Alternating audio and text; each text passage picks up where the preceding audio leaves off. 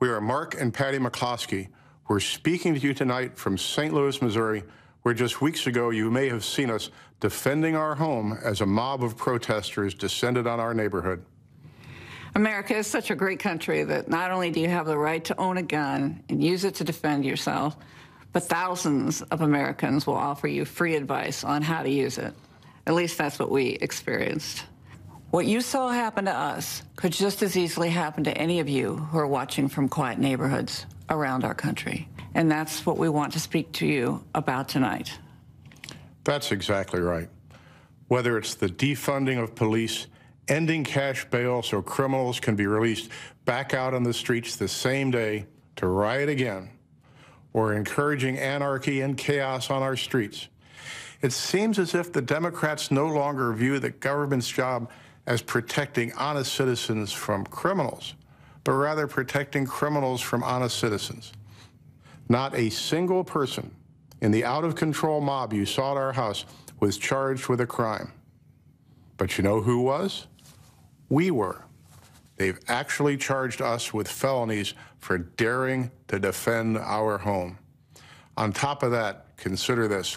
The Marxist liberal activist leading the mob to our neighborhood stood outside our home with a bullhorn screaming, "You can't stop the revolution."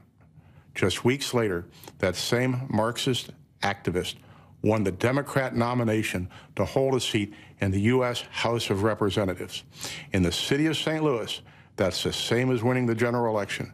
That Marxist revolutionary is now going to be the Congresswoman from the 1st District of Missouri. They're not satisfied with spreading the chaos and violence into our communities. They want to abolish the suburbs altogether by ending single-family home zoning. This forced rezoning would bring crime, lawlessness, and low-quality apartments into now thriving suburban neighborhoods.